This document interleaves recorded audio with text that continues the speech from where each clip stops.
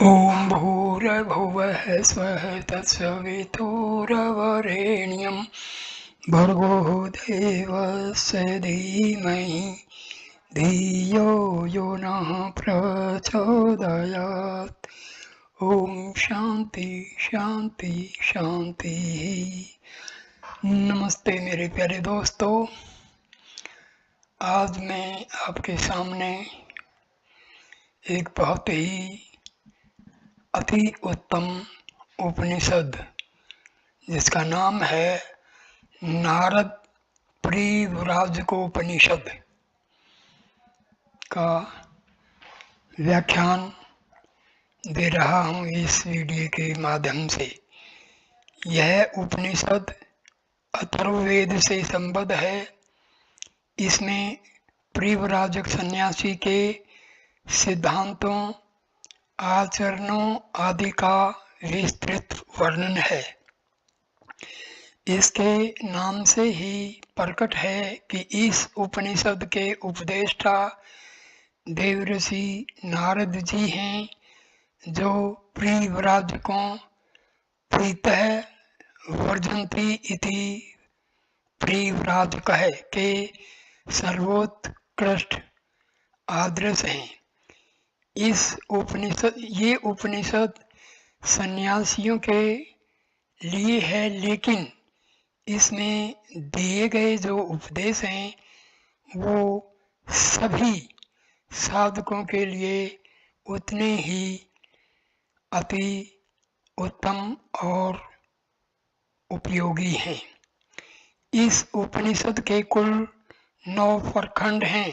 प्रखंड का मतलब पाठ, जिनमें उपदेश की संज्ञा प्रदान की गई है। प्रथम उपदेश में शौनक आदि अनेक ऋषियों ने देवर्षि नारद जी से संसार बंधन से मुक्ति का उपाय जानना चाहा है। उसी के उत्तर में नारद जी ने विस्तार से वर्णाश्रम धर्म का विवेचन किया है।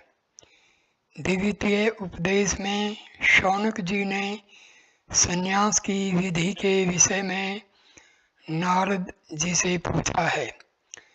तृतीय उपदेश में नारद जी ने संन्यास का सच्चा अधिकारी कौन है, यह प्रश्न पितामह से पूछा है।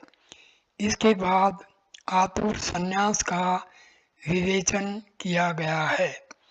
चतुर्थ और पंचम उपदेश में संन्यास धर्म के पालन का महत्व एवं संन्यास धर्म ग्रहण करने की शास्त्रीय विधि का विस्तृत वर्णन किया गया है।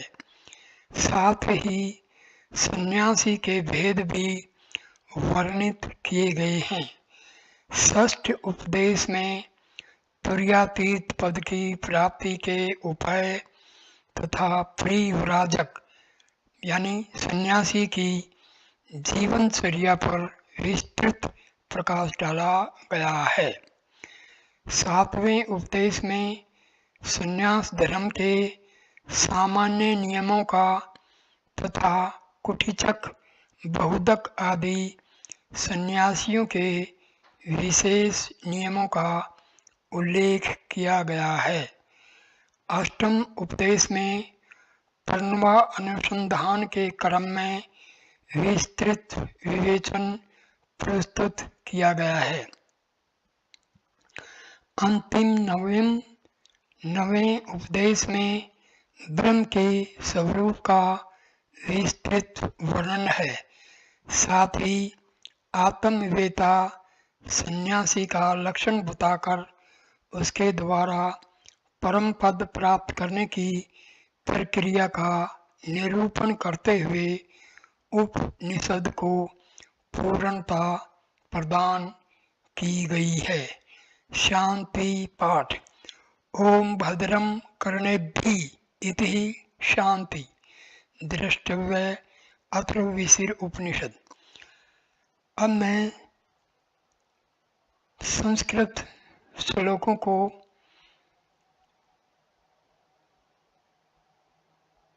छोड़कर सीधा हिंदी अनुवाद पर आ जाता हूँ। एक बार परिव्राजकों में सर्वश्रेष्ठ देवर्षि नारद जी समस्त लोकों में भ्रमण करते हुए अत्यंत पुण्यदायी स्थानों एवं तीर्थ स्थलों में गए। वे समस्त स्थल उनके शुभागमन से और भी अधिक पवित्र हो गए। उन सभी तीर्थों के दर्शन मात्र से ही उन देवऋषि ने अपने चित्त की शुद्धि प्राप्त की। उन देवऋषि का मन अत्यधिक शांत था। सभी इंद्रियां उनके वश में थी। वे सभी तरफ से विरक्त थे तथा उनके मन में किसी भी जीव के प्रति द्वेष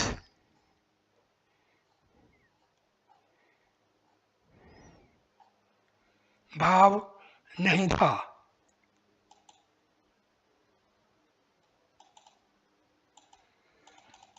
वे सभी तरफ से विरक्त हो स्वयं के स्वरूप के अनुसंधान में लगे हुए थे। भ्रमण करते करते वे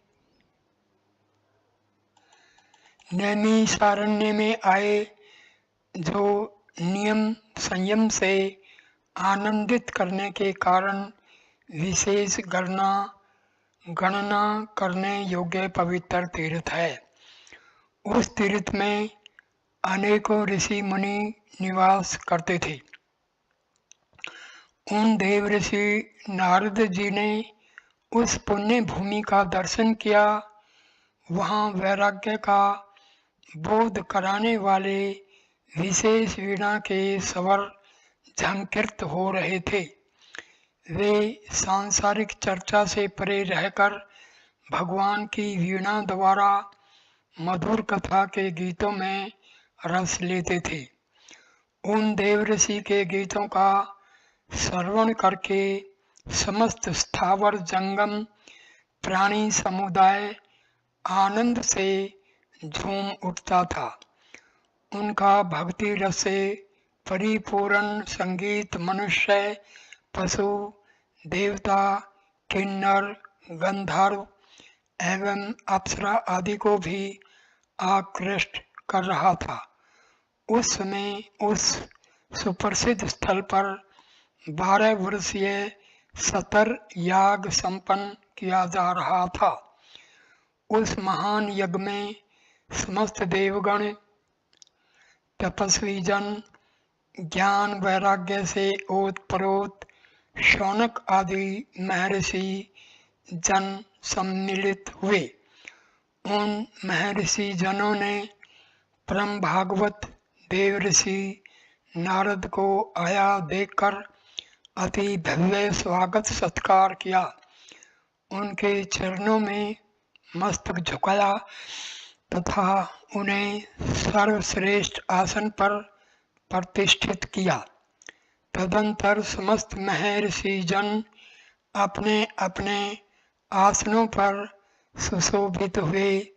फिर शौनक आदि ऋषियों ने उनसे नम्रता पूर्वक प्रश्न किया, हे देवर्षि,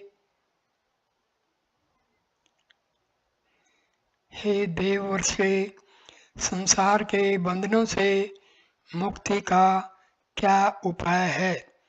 कृपा करके हमें यह बताने का अनुग्रह करें।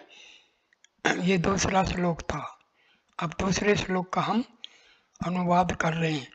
उन शौनकादि महर्षि जनों के इस प्रकार प्रश्न करने पर उन त्रिलोक प्रसिद्ध देवर्षि नारद जी ने कहा, श्रेष्ठ कुल में प्रादुर्भूत पुरुष यदि उपनयन संस्कार में संस्कृत नहीं हुआ हो तो सर्वप्रथम उसका विधिवत उपनयन संस्कार संपन्न कराए।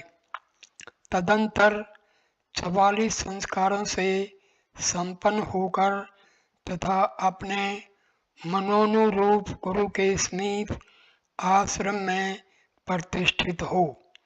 वहाँ आश्रम में गुरु की सेवा शुश्रूषा करते हुए सर्वप्रथम अपनी वेद की शाखा का अध्ययन करे।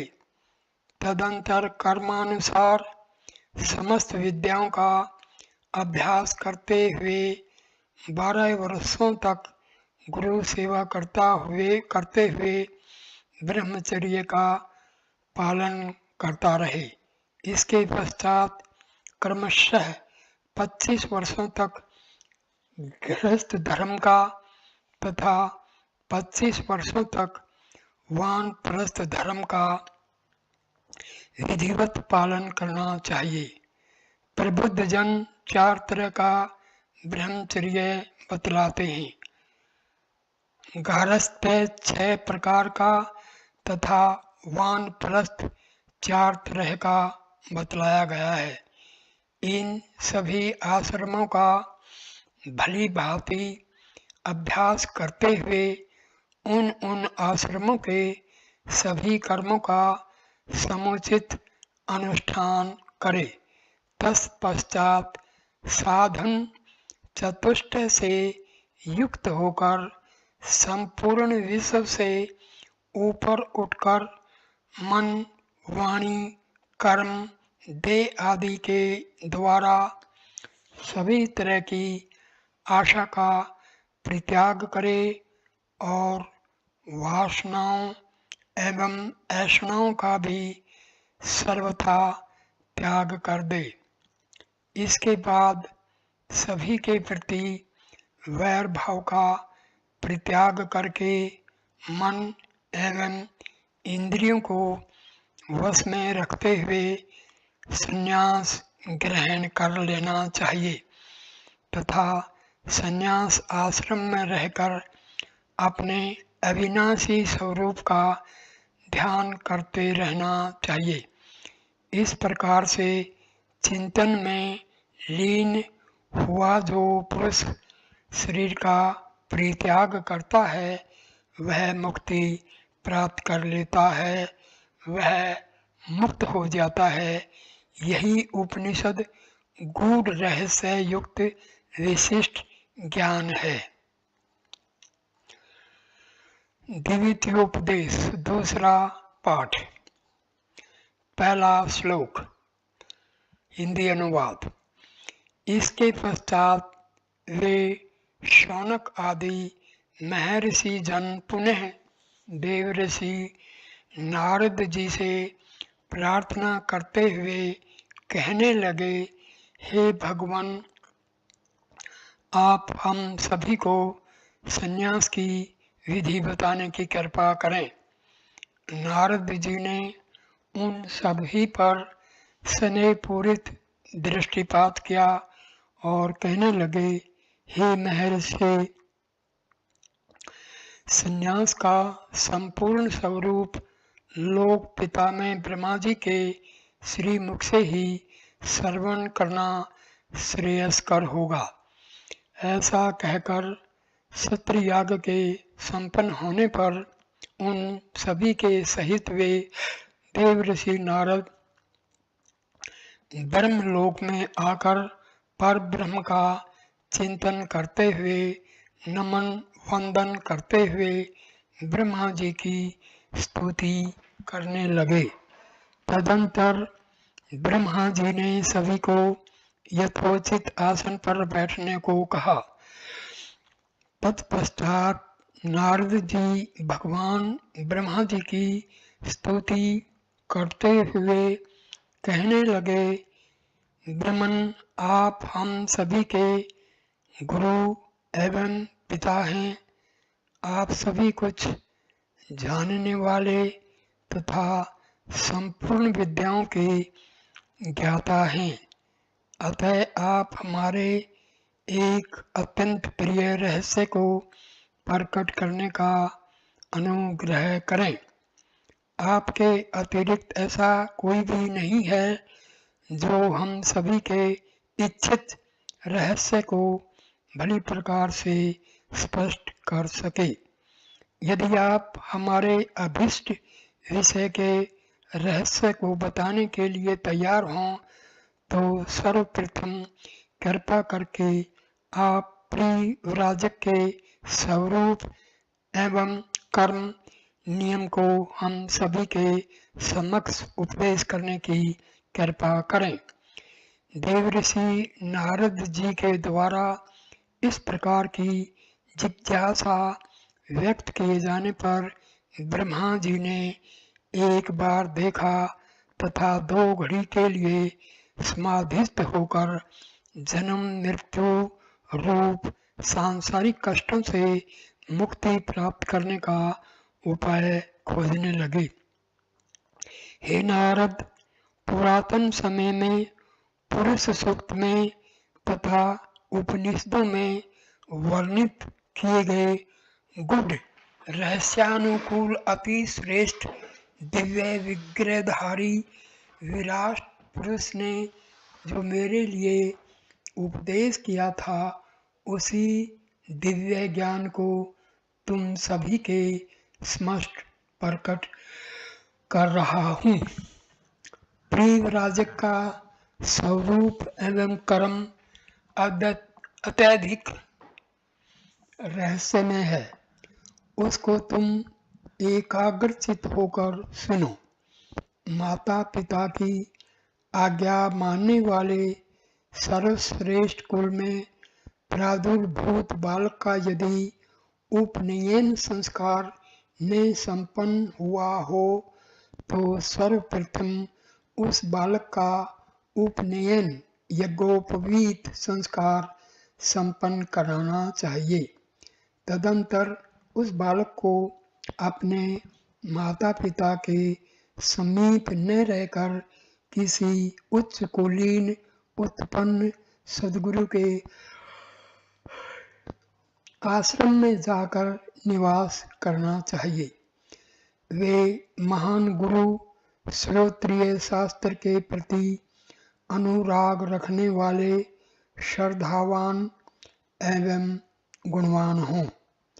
उन समर्थ गुरु की सेवा में उपस्थित होकर उनके चरणों में नमन वंदन करते हुए उन पर सर्वस्व समर्पित कर देना चाहिए। तत्पश्चात उनकी आज्ञा प्राप्त करके 12 वर्षों तक ब्रह्मचर्य का पालन करते हुए गुरु की सेवा शुश्रूषा करते हुए समस्त विद्याओं का अभ्यास करना चाहिए। अध्ययन पूर्ण हो जाने के पश्चात कुलानुरूप किसी श्रेष्ठ कन्या से गुरु की आज्ञा प्राप्त करके विवाह करे तथा 25 वर्षों तक गृहस्थाश्रम का पालन करना चाहिए। अपने वंश की अभिवृद्धि हेतु पुत्रोत्पत्ति कर्म पूर्ण करे। गृहस्थ के 25 वर्ष पूर्ण करने के पश्चात वानप्रस्थ आश्रम में प्रवेश करे। इस आश्रम में स्थित परिव्रजा करते हुए 25 वर्ष तक निवास करे। तीनों संध्याओं में स्नान एवं दिवस के चौथे पहर में एक बार भोजन ग्रहण करते हुए भोजन ग्रहण करे। ग्राम या नगर के परिचित मार्गों का परित्याग करके अकेला ही वन में विचरण करे। बिना ज्योति बोई हुई भूमि में उत्पन्न हुए चावल आदि इकट्ठा करके उसी से आश्रमानुरूप धर्म का पालन करते हुए दृश्य श्रव्यादि विषयों से विरक्त होकर 40 संस्कारों से युक्त होकर चित्त को सर्वतो भावेन सदैव के लिए पवित्र कर ले। आशा, असूया, ईर्ष्या, अहंकार आदि का परित्याग करके साधन चतुष्ट से परिपूर्ण हो जाए। इन सभी से युक्त होकर वह संन्यास ग्रहण करने का अधिकारी बन जाता है। तृतीयोपदेश, तीसरा उपदेश यानी तीसरा पाठ, पहला श्लोक। इसके पश्चात देवऋषि नारद ने पिता में ब्रह्मा जी से प्रश्न किया, भगवान, संन्यास किसके द्वारा लिया जाता है तथा संन्यास का अधिकारी कौन है? ब्रह्मा जी ने कहा, पहले यह निरूपण करते हैं कि संन्यास का अधिकारी कौन है, तत्पश्चात संन्यास धारण करने की विधि पर प्रकाश डालेंगे। सावधानी पूर्वक सुनो। नपुंसक, पतित, अंग विहीन, अत्यधिक स्त्री आसक्त, बधिर, गूंगे, बालक, पाखंडी, चक्री, कुचक्कर रचने वाला, लिंगी, वेश धारण करने वाला, वैखानस, वानप्रस्थी, हरद्विज, शिव भगत, वेतन लेकर शिक्षण करने वाले अध्यापक, सितिविष्ट, गंजे या कोढ़ी, अग्निहोत्र न करने वाले, ये सभी विरक्त होने पर भी संन्यास ग्रहण करने के अधिकारी नहीं है।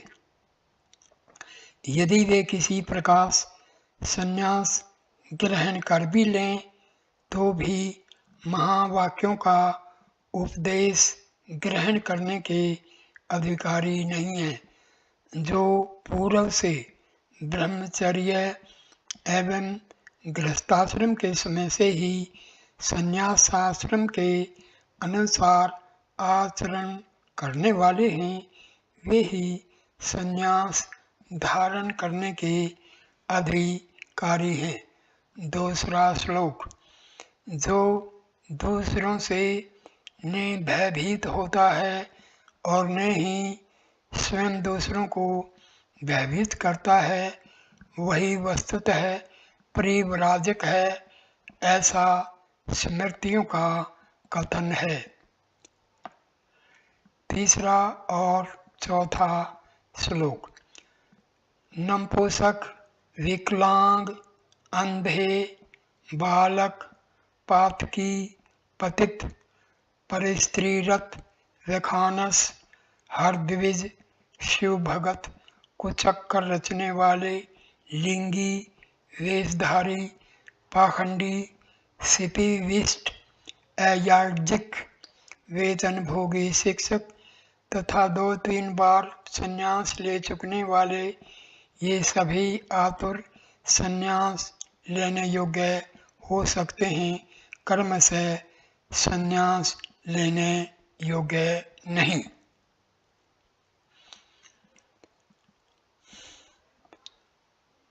5वां, 6वां, 7वां, 8वां और 9वां श्लोक। नारद का प्रश्न। आतुर संन्यास का कौन सा समय विद्वजनों द्वारा माना गया है? ब्रह्मा जी का उत्तर। प्राणों के निकलने का समय जब अत्यंत निकट हो तभी आतुर संन्यास लेने का उचित समय माना गया है। इसके अतिरिक्त अन्य कोई समय उचित नहीं है। आतुर संन्यास यदि ठीक समय पर संपन्न हो जाए तो वह मुक्ति प्रदायक होता है। आतुर संन्यास ग्रहण में भी विद्वान पुरुष शास्त्र विहित मंत्रों का विधिवत उच्चारण करके ही संन्यास ग्रहण करे। आतुर संन्यास और कर्म संन्यास के विधान में प्राय कोई भेद नहीं है। प्रत्येक मंत्र कर्म से ही संबंधित होता है और कर्म मंत्र द्वारा प्रेरित होता है। मंत्र के बिना किया गया कोई भी कर्म वस्तुतः कर्म नहीं है, अस्तु मंत्र का कभी परित्याग नहीं करना चाहिए। मंत्र रहित किया गया कोई भी कर्म भस्म राख में छोड़ी हुई आहुति के समान व्यर्थ होता है। हे मुने, शास्त्र वर्णित कर्म के संक्षेप में करने से आतुर संन्यास की विधि पूर्ण होती है, इसलिए इस प्रक्रिया में मंत्रों का बारंबार उच्चारण शास्त्र सम्मत एवं उचित है। 10वां और 11वां श्लोक। यदि अग्निहोत्र संपन्न करने वाला पुरुष किसी अन्य देश में गया हो और वहां उसे वैराग्य उत्पन्न हो जाए तो जल में प्राजापत्य इष्टि संपन्न करके संन्यास ग्रहण कर ले। यह प्रजापत्य याग केवल मन से करे अथवा शास्त्र विहित मंत्रों के उच्चारण पूर्वक अथवा वेदोक्त विधान से कर्मा अनुष्ठान पूर्वक संपन्न करे। यह सब करके ही विद्वान पुरुष संन्यास ले, अन्यथा वह अपने धर्म से च्युत हो जाता है। 12वां और 13वां श्लोक। जब मन में सभी पदार्थों के प्रति वितृष्णा उत्पन्न हो जाए तभी संन्यास ग्रहण करने की इच्छा करनी चाहिए। इससे विपरीत आचरण से मनुष्य पतित हो जाता है। जिसके मन में संपूर्ण वैराग्य हो उसी बुद्धिमान पुरुष को संन्यास लेकर परिवर्ज्या करनी चाहिए और रागवान को घर में ही रहना चाहिए। जो अधम द्विज मन में राग रहते हुए भी संन्यास ग्रहण कर लेता है वह नरक को प्राप्त होता है। 14वां, 15वां और 16वां श्लोक। जिसकी रसना जिह्वा, उपस्थेंद्रिय, उदर और हस्त पाद आदि इंद्रियां पूर्ण रूपेश वश में हों अथवा जिसने विवाह नहीं किया हो ऐसा ब्रह्मचर्यवान ब्राह्मण ही संन्यास ग्रहण करने का अधिकारी है। विद्वान पुरुष संसार को निस्सार समझकर सार तत्व पाने की कामना से अविवाहित रहकर ही वैराग्याश्रित होकर संन्यास ग्रहण कर लेते हैं। कर्म प्रवृत्ति का लक्षण है तथा ज्ञान संन्यास का मुख्य लक्षण है। अस्तु बुद्धिमान पुरुष को चाहिए कि वह ज्ञान को लक्ष्य करके ही संन्यास आश्रम में प्रवेश करे। 17, 18, 19, 20, 21, 22, 23, 24, 25, 26 और 27वां श्लोक का अनुवाद। जब परम तत्व रूप सनातन ब्रह्म का सम्यक ज्ञान हो जाए तब एक दंड धारण करके शिखा और यज्ञोपवीत का परित्याग कर देना चाहिए।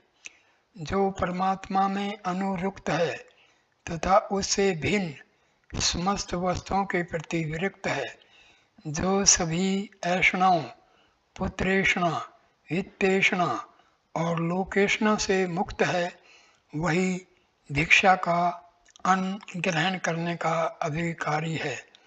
अपनी पूजा और वंदना किए जाने पर जिस प्रकार सामान्य जन प्रसन्न होते हैं, डंडों से पीटे जाने पर भी जिसे उसी प्रकार की प्रसन्नता हो, वही भिक्षु होने के योग्य है।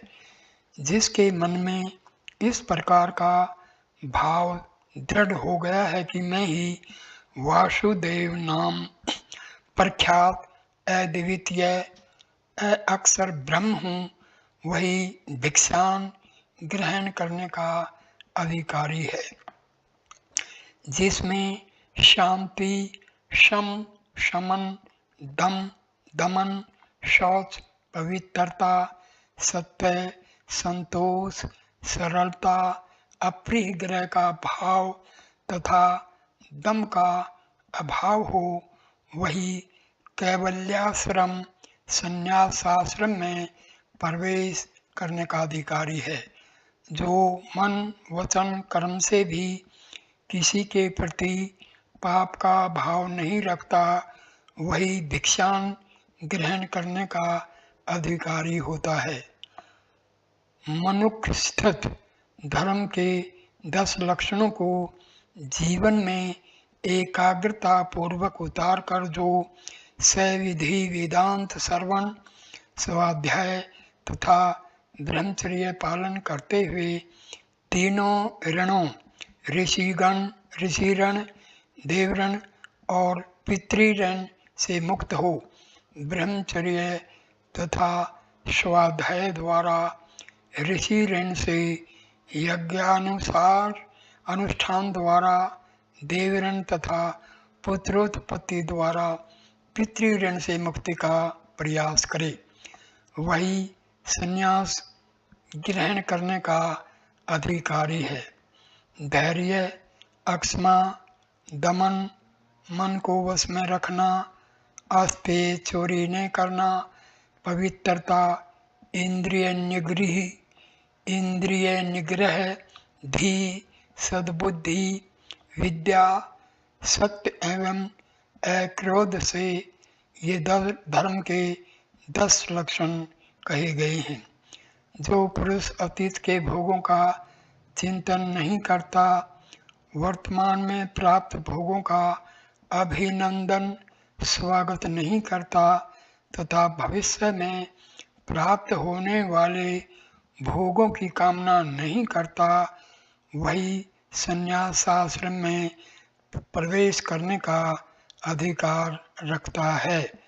जो पुरुष अंतःकरण में विराजमान इंद्रियों तथा बाह्य अभ्यंतर के विषयों को मन में स्थान न दे, वही कैवल्याश्रम यानी संन्यास आश्रम में रहने के योग्य है। जिस प्रकार प्राण विहीन शरीर सुख दुख का अनुभव नहीं करता, उसी प्रकार जो व्यक्ति प्राणों के रहने पर भी सुख दुख का अनुभव न करे, वही संन्यास लेने के योग्य है। 28वां, 29वां, 30वां, 31वां और 32वां श्लोक। 2 कोपीन, 1 कंथा गुदड़ी तथा 1 दंड, इनसे अधिक वस्तुएं संग्रह करने का परमहंस सन्यासी को अधिकार नहीं है। यदि वह इनसे अधिक वस्तुएं संग्रह करता है तो वह मरणोपरांत रौरव नामक नरक में जाता है। तत्पश्चात तिर्यक, पशु, पक्षी आदि योनियों में जाता है। सन्यासी को चाहिए कि वह शीत आदि से रक्षा के लिए जीर्ण शीर्ण किंतु साफ सुथरे वस्त्रों को सिलकर कंथा गुदड़ी बनाए और नगर या ग्राम से बाहर निर्जन स्थान में जाकर रहे तथा गिरवा वस्त्र धारण करे। सन्यासी एक वस्त्र धारण करे अथवा वस्त्रहीन रहे, दृष्टि को इधर उधर न रखकर एकाग्रचित रहे तथा समस्त वस्तुओं के प्रति एलोलूप रहे। वह सतत एकाकी ही विचरण करे और वर्षा काल चातुर्मास में एक स्थान पर निवास करे। स्त्री, पुत्र, कुटुंब, वेदांगों के ग्रंथ, व्याकरण आदि यज्ञ और यज्ञोपवीत को सर्वथा विसर्जित करके सन्यासी को सदैव अपने को गूढ़ बनाकर अपना विज्ञापन किए बिना विचरण करना चाहिए। 33वां, 34वां, 35वां, 36वां, 37वां, 39वां और 40वां श्लोक। काम, क्रोध, लोभ, मोह, अहंकार आदि समस्त दोषों का परित्याग करके सन्यासी को सब ओर से निर्मप, ममता रहित हो जाना चाहिए। उसे समस्त रागों से विरक्त होकर मिट्टी के ढेले, पत्थर और सवर्ण में समान भाव रखना चाहिए। उसे हिंसा से परे और निष्प्रह हो जाना चाहिए। जो सन्यासी दम, अहंकार, हिंसा, परनिंदा आदि दोषों से दूर है तथा आत्मज्ञान उपलब्ध कराने वाले गुणों से सुशोभित है, वही मुक्ति का अधिकारी है। इंद्रियों के विषयों में आसक्त हो जाने पर व्यक्ति निसंदेह दुर्गुणों से लिप्त हो जाता है, परंतु इन्हीं इंद्रियों को वह सम्यक रूप से वश में कर ले तो मुक्ति रूप सिद्धि को प्राप्त करता है। सांसारिक भोगों का निरंतर उपभोग करने से उन्हें भोगने की कामना कभी शांत नहीं होती। वह उसी तरह और बढ़ती जाती है जैसे अग्नि में घृत डालने पर वह और अधिक प्रज्वलित होती है। जो साधक मृदु या कटु वचनों का श्रवण करके स्वादिष्ट या स्वाद रहित भोजन करके सुंदर या कुरूप दृश्य देखकर तथा सुगंधित या दुर्गंधपूर्ण पदार्थ सूंघ कर न तो हर्षोल्लसित होता है और न ही ग्लानि का अनुभव करता है। उसी को जितेंद्रिय जानना चाहिए, जिसका मन और वाणी पवित्रता से ओतप्रोत है, जो सभी प्रकार के दोषों से सर्वथा मुक्त है, वही वेदांत सुनने का फल प्राप्त करता है। ब्राह्मण को चाहिए कि वह सम्मान को विस्तुल्य, उद्विग्नकारी तथा अपमान को अमृत तुल्य मानकर सदा उसकी कामना करे। 41 से लेकर 53 तक के श्लोकों का हिंदी अनुवाद। अपमान प्राप्त करने वाला पुरुष सुखपूर्वक शयन करता, सुखपूर्वक जागता और इस संसार में सुखी होकर विचरता है, परंतु किसी का अपमान करने वाला व्यक्ति अपने आप ही विनष्ट हो जाता है। दूसरों के कठोर वचनों, अतिवादों को सहन करने का अभ्यास करे, किसी का भी अनादर न करे तथा इस नाशवान शरीर के लिए किसी से वैर न करे। जो अपने ऊपर क्रोध करे उसके प्रति क्रोधित न हो। यदि कोई अपशब्द कहे तो उसके प्रति भी मधु वचन कहे। 7 द्वारों, 2 आँख, 2 कान, 2 नासिक छिद्र, नासिका छिद्र और 1 मुख से संबद्ध जिह्वा को कभी अनर्थ भाषण, झूठ बोलने के लिए प्रयुक्त न करे। सुख प्राप्ति की इच्छा वाले को चाहिए कि वह आध्यात्मिक विषयों में मन को संलग्न करके स्थिर भाव से बैठे, किसी से कुछ अपेक्षा न रखे, मन से समस्त कामनाओं को निष्कासित कर दे और अपने आप अपनी सहायता करते हुए इस संसार में एकाकी ही विचरता रहे, इंद्रियों को नियंत्रण में रखे, राग द्वेष को समाप्त कर दे एवं किसी की भी हिंसा न करे।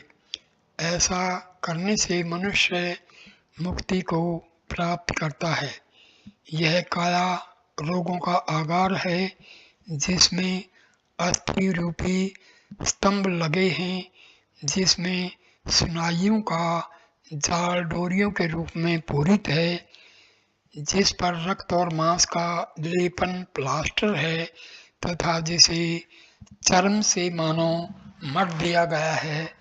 यह सदैव मलमूत्र से पूरित रहता है, जिसमें दुर्गंध भरी है। इस शरीर में दुरावस्था और रोगों के कारण निरंतर संताप और आतुरता रहती है।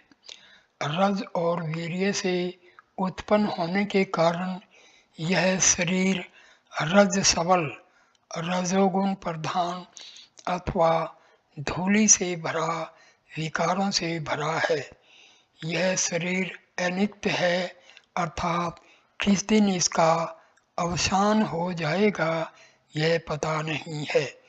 पंच महाभूत पृथ्वी, अग्नि, वायु, जल और आकाश सदैव डेरा डाले रहते हैं, अतः इसे त्याग देना चाहिए, अर्थात इसके मोह को त्याग देना चाहिए। यदि कोई मनुष्य रस, मांस, मज्जा, अस्थि, मलमूत्र और नाड़ियों से निर्मित इस शरीर से प्रेम करता है तो वह नरक से भी अवश्य प्रेम करेगा। शरीर में स्थित अहम भाव ही काल सूत्र नामक नरक को ले जाने वाला है। वही कालवीची नरक भी ले जाने वाले जाल के रूप में भी बिछा है। वही अहम असिपत्र वन नामक नरक की कोटिका है। शरीर में स्थित अहंता कुत्ते का मांस भक्षण करने वाली चांडालिनी के समान है। सभी प्रकार के उपाय करके इस अहंता को त्याग देना चाहिए। कल्याणकामी पुरुष को चाहिए कि वह सर्वनाश उपस्थित हो जाने पर भी इस अहंता का स्पर्श तक न होने दे। अपने प्रियजनों में स्थित पुण्य और अप्रियजनों में स्थित दुष्कृत्यों पाप के अतिरिक्त स्वयं उनसे किसी प्रकार भी संबंध न रखे। ऐसा करने वाला साधक ध्यान योग के द्वारा सनातन पुरुष ब्रह्म की प्राप्ति करता है। इस तरह समस्त विषयों से धीरे धीरे आसक्ति का परित्याग करके सन्यासी समस्त द्वंद्वों से मुक्त होकर पर ब्रह्म परमेश्वर में स्थित हो जाता है।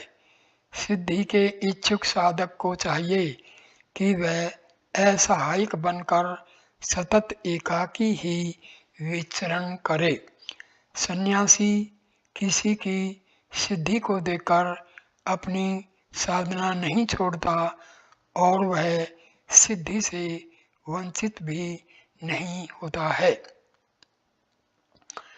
54 से लेकर के 60वें श्लोक का हिंदी अनुवाद।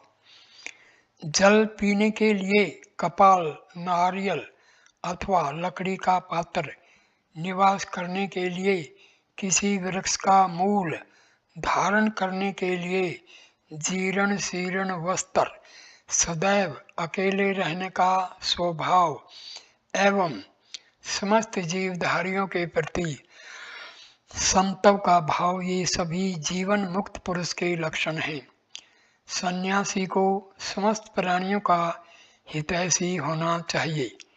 उसे शांत चित्त रहकर सतत त्रिदंड और कमंडलों धारण करके केवल आत्मा में ही रमण करते रहना चाहिए। वह सब कुछ त्याग कर अकेला ही विचरण करे। जब भिक्षा लेना हो तभी ग्राम में प्रवेश करे। शास्त्रों में एकाकी रहने वाले सन्यासी को ही भिक्षु कहा गया है, क्योंकि 1 से 2 होते ही उसे मिथुन युगल माना जाता है। 2 से 3 हो तो ग्राम, और इससे अधिक व्यक्तियों का समुदाय एक साथ हो जाए तब तो नगर ही कहा जाएगा। सन्यासी को अपने पास किसी अन्य को आने का अवसर नहीं देना चाहिए, ताकि मिथुन, ग्राम या नगर की स्थिति न बने। ऐसा करने से वह अपने धर्म से पतित हो जाता है। अनेक व्यक्तियों का एक साथ संयोग होने से उनमें विभिन्न चर्चाएं प्रारंभ हो जाएंगी और उनमें राजा, सेठ आदि के विषय में तथा कहाँ कैसे भिक्षा मिलती है इस पर चर्चा होगी। इसके पश्चात विभिन्न बातों के फल स्वरूप परस्पर राग, द्वेष, चुगली आदि के भाव उत्पन्न होंगे ही, इसमें कोई संशय नहीं है। इसीलिए शास्त्रों ने सन्यासी को निष्प्रह भाव से एकाकी ही रहने का आदेश दिया है। वह किसी के साथ व्यर्थ बातचीत न करे, दूसरों की बात या नमन का उत्तर नारायण कहकर दे। निर्जन स्थान में अकेले रहकर मन, वचन, शरीर और क्रिया द्वारा एकमात्र ब्रह्म का ही ध्यान करता रहे। जीवन अथवा मृत्यु का कभी अभिनंदन न करे। मृत्यु काल आने तक की प्रतीक्षा करता रहे। सन्यासी जीवन और मृत्यु में से किसी की प्रतीक्षा न करे। साधक को चाहिए कि वह व्यर्थक वैतनिक कर्मचारी के द्वारा अपने स्वामी के आदेश की प्रतीक्षा करने की तरह एकमात्र काल की प्रतीक्षा करता रहे। 62 से लेकर के 76वें श्लोक तक का अनुवाद। नपुंसक, काम भाव शून्य, अंधे, लूले, बहरे, मुग्ध, जड़ और अजिह्व के समान रहने वाला भिक्षु उपरयुक्त 6 गुणों से संपन्न होकर मोक्ष को प्राप्त करता है। जो स्वाद अस्वाद को न देखकर भोजन ग्रहण करता है और हितकर मृदु तथा सत्य बोलता है, उसे अजिह्व कहा जाता है। जो पुरुष नवजात कन्या, षोडशी युवती और शतवर्षा वृद्धा को देखकर मन में किसी प्रकार का राग द्वेष उत्पन्न नहीं होने देता, उसे षण्डक कहते हैं। जो भिक्षु मात्र भिक्षा अथवा मलमूत्र त्याग के लिए ही भ्रमण करता है तथा एक दिन में 1 योजन 4 कोस से अधिक गमन नहीं करता, शेष में ध्यानादि करते हुए खड़े होकर व्यतीत करता है, वह पंगु ही है। चलते हुए या खड़े होकर जिसकी आंखें 4 युग प्राय 10 हाथ भूमि की दूरी तक ही देखती हैं, उसे अंध कहते हैं। हित अथवा अहित की तथा सुख अथवा दुख की बात को जो नहीं सुनता, इस प्रकार की बात सुनकर भी उसे प्रभावित होकर कोई ध्यान नहीं देता, वह बधिर बहरे के समान है। विषयों की समीपता, शरीर में सामर्थ्य और इंद्रियों में स्वस्थता होते हुए भी जो भिक्षु सोए हुए के समान उन विषयों की ओर आकृष्ट नहीं होता, उसे मुग्ध, जड़िया, भोला भाला कहा गया है। भिक्षु सन्यासी को चाहिए कि वह अपने संबंधियों, नटों के खेल, दूत क्रीड़ा, युवती स्त्री, भोज्य पदार्थ तथा रज सबला स्त्री, इन 6 की ओर कभी दृष्टिपात न करे। दूसरों के प्रति द्रोह, अपनों के प्रति मोह, मद माया और राग द्वेष, इन दोषों से सदैव अलग रहे तथा मन में भी इनके प्रति कभी विचार तक न आने दे। मंच, कुर्सी आदि, श्वेत वस्त्र, स्त्री चर्चा, इंद्रिय लोलुपता, विवाह, शयन और सवारी पर यात्रा करना, ये 6 दोष सन्यासी के लिए पातक रूप हैं। आत्मचिंतन की कामना करने वाले सन्यासी के लिए उचित है कि वह दूर की यात्रा न करने का प्रयत्न करता रहे और मोक्ष प्रदायिनी उपनिषद विद्या का सतत अभ्यास करे। सन्यासी के लिए अधिक तीर्थ सेवन तथा अधिक उपवास उचित नहीं है। अधिक विद्याओं के पठन पाठन का स्वभाव भी वह न बनाए, स्वभाव में व्याख्यान भी न दे और पाप, दुष्टता तथा कुटिलता पूर्ण व्यवहार न करे। जिस प्रकार कछुआ सभी तरह से अपने अंगों को समेट लेता है, उसी प्रकार सन्यासी भी सभी विषयों की ओर से अपनी इंद्रियों को समेट ले तथा इंद्रियों और मन के कार्य व्यापारों को अक्षीण कर दे। कामना और परिग्रह को त्याग कर हर्ष शोक से विरत हो जाए। वह नमस्कार, देव स्तुति और सवधा, श्राद्ध तर्पण को भी त्याग दे। वह ममता और अहंकार से शून्य होकर किसी भी वस्तु की अपेक्षा न करे, सदैव एकांत वास करे। इस प्रकार उपयुक्त ढंग से जीवन यापन करने से वह संसार के बंधन से मुक्त हो जाता है। 77 से लेकर 79 श्लोक। कोई भी ब्रह्मचारी, गृहस्थ अथवा वानप्रस्थी जो ज्ञान, कर्म और भक्ति से युक्त है तथा प्रमाद रहित होकर आत्मा के अधीन रहता है, उसे यदि वैराग्य उत्पन्न हो जाए तो वह संन्यास ग्रहण कर सकता है। यदि वैराग्य परिपक्व न हुआ हो तो कर्मस्य ब्रह्मचर्य आश्रम की अवधि पूरी करके गृहस्थ में प्रविष्ट हो, तत्पश्चात वानप्रस्थ आश्रम में जाए और उसकी भी अवधि पूर्ण करके संन्यास ग्रहण करे। यदि वैराग्य तीव्र हो जाए तो ब्रह्मचर्य आश्रम के बाद सीधे ही संन्यास ग्रहण कर ले। गृहस्थाश्रम अथवा वानप्रस्थाश्रम में यदि तीव्र वैराग्य हो जाए तो उसके बाद भी सीधे ही संन्यास ग्रहण किया जा सकता है।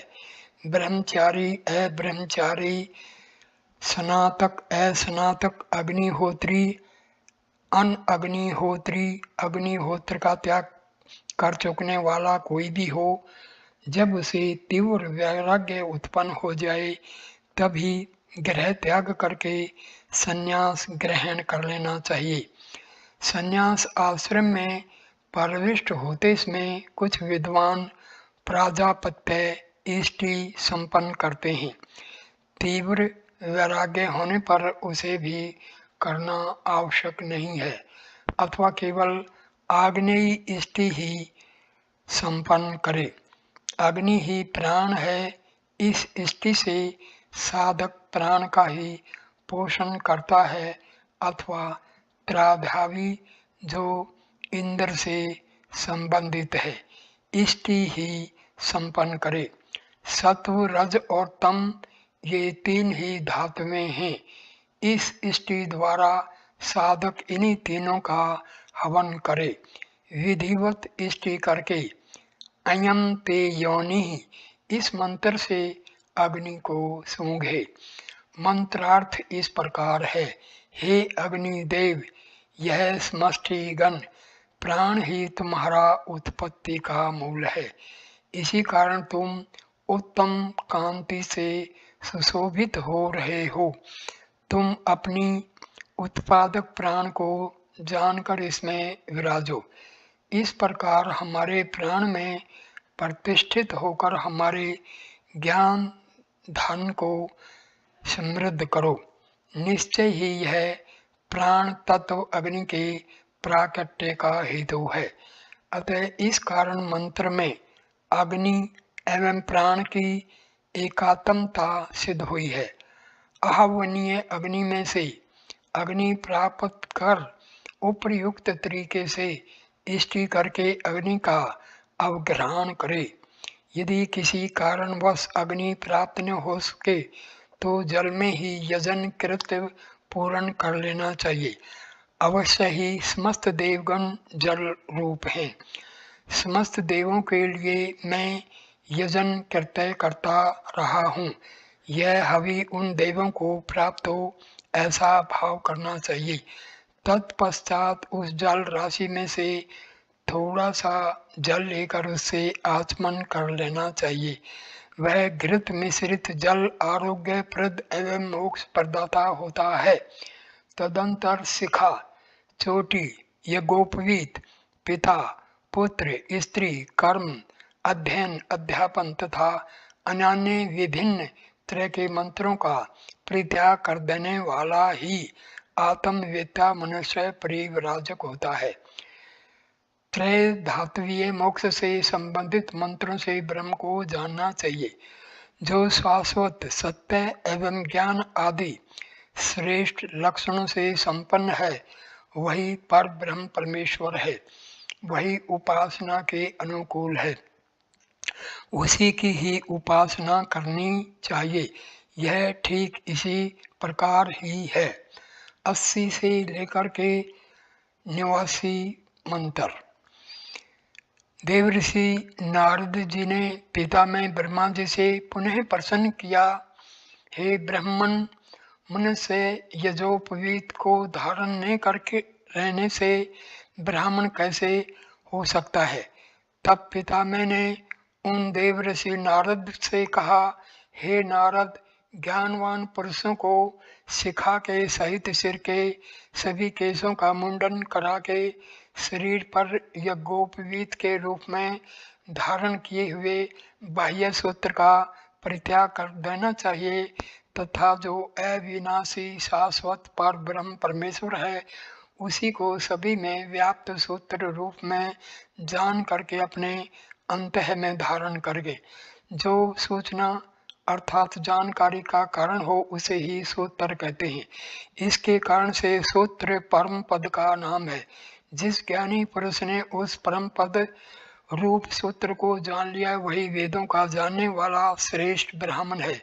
जिस प्रकार सूत्र धागे में मन के दाने प्रयोग होते हैं उसी प्रकार जिस अविनाशी परमात्मा तत्व में यह संपूर्ण संसार पिरोया हुआ है वही सूत्र है। योग विद्या का जानकार तत्वज्ञ योगी उसी श्रेष्ठ सूत्र को अपने अंतः में धारण करे। ज्ञानी मनुष्य श्रेष्ठ योग का आश्रय प्राप्त करके बाह्य सूत्र का त्याग कर दे, क्योंकि इस ब्रह्म रूप सूत्र के धारण करने से परिव्राजक ने तो कभी उच्छिष्ट झूठा होता है और न ही कभी अपवित्र होता है। सद्ज्ञान रूप यज्ञोपवीत धारण करने वाले परिव्राजकों के अंतःकरण में वह ब्रह्म रूप सूत्र प्रतिष्ठित है। वे ही इस जगत में सूत्र के यथार्थ रूप को जानने वाले तथा यज्ञोपवीत धारण करने वाले हैं। परिव्राजक सन्यासी ज्ञान रूपी शिखा को धारण करते हैं, ज्ञान में ही प्रतिष्ठित होते हैं तथा ज्ञान रूपी यज्ञोपवीत को ही धारण करते हैं। उन परिव्राजकों के लिए ज्ञान ही सबसे बड़ा पुरुषार्थ होता है। ज्ञान को ही सबसे पवित्र कहा गया है। जिस तरह से अग्नि की शिखा उसके स्वरूप से अलग नहीं होती उसी तरह जिस श्रेष्ठ ज्ञानी परिव्राजक ने ज्ञान रूपी शिखा को धारण कर रखा है वही शिखाधारी कहा जाता है। दूसरे अन्य लोग जो मात्र केश को धारण करते हैं वो वास्तविक शिखा को धारण करने वाले नहीं होते।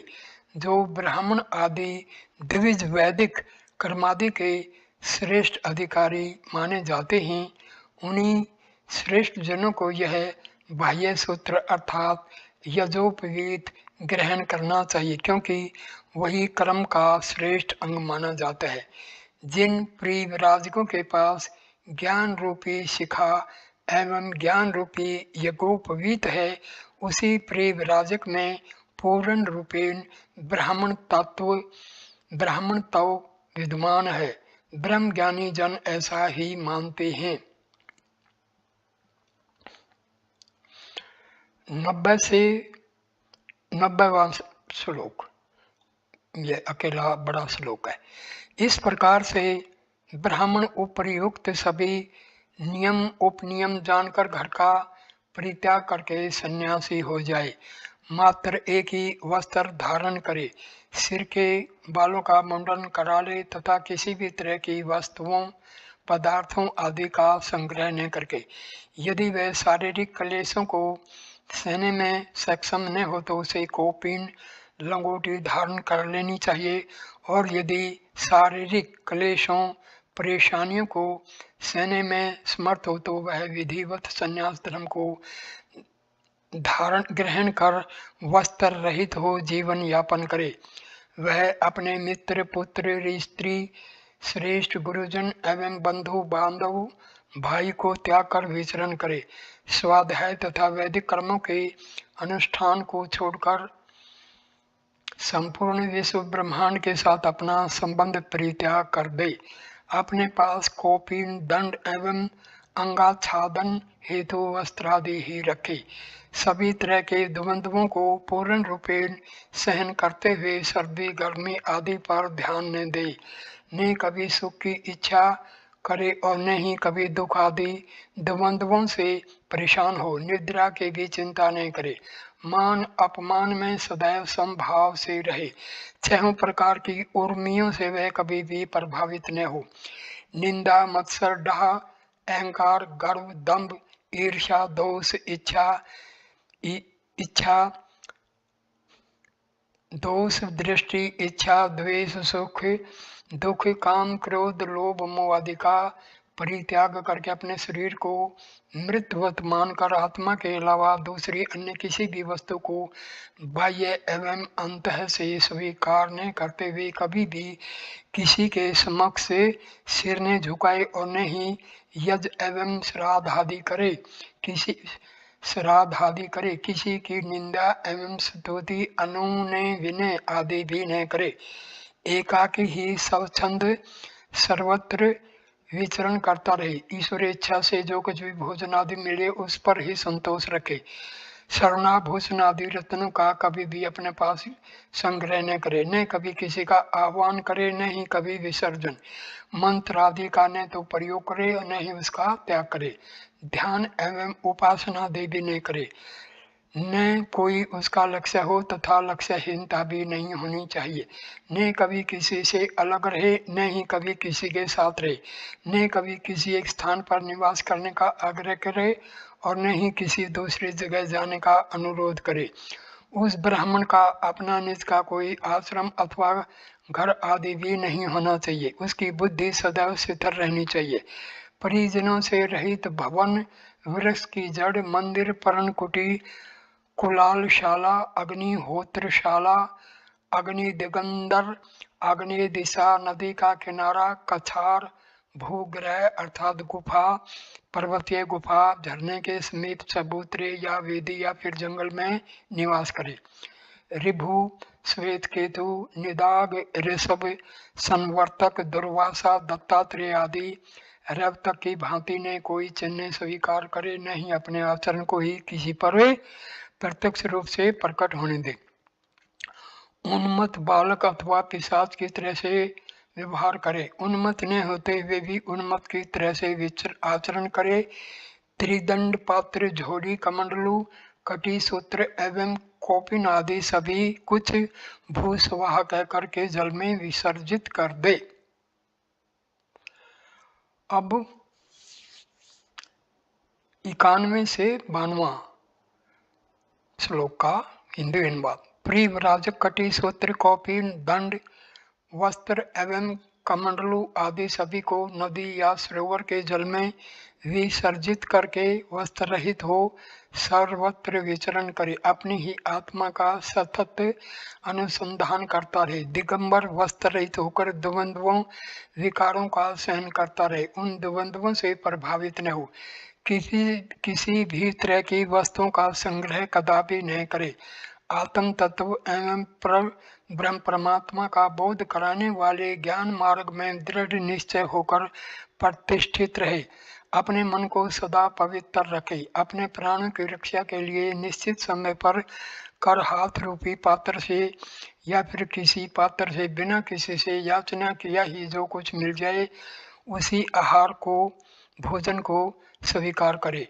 हानि लाभ को समान समझते हुए ममता से विलग हो जाए, मात्र अविनाशी शाश्वत पर ब्रह्म का ही सतत चिंतन करे, अध्यात्म के चिंतन में ही अपनी निष्ठा को सतत नियोजित किया करे, शुभ एवं अशुभ कर्मों का मूल्यांकन करता हुआ सदैव अपने आत्मा के उत्थान के अतिरिक्त सभी प्रिय वस्तुओं पदार्थों का हमेशा के लिए परित्याग कर दे, एकमात्र आनंद स्वरूप पर ब्रह्म परमात्मा के साक्षात्कार से युक्त हो, अहम ब्रह्मास्मि अर्थात मैं ही ब्रह्म हूँ, इस प्रकार दृढ़ निश्चय हो भ्रमर का ध्यान करने वाले कृमि कीट की भांति एकमात्र पर ब्रह्म स्वरूप ओमकार का ही ध्यान करता रहे, तीनों शरीरों स्थूल सूक्ष्म एवं कारण शरीर के प्रति अहंकार एवं मोह के भाव का परित्याग करके सर्वस्व विसर्जित करके ही प्रिव्राजक अपने शरीर का परित्याग करे। इसी तरह से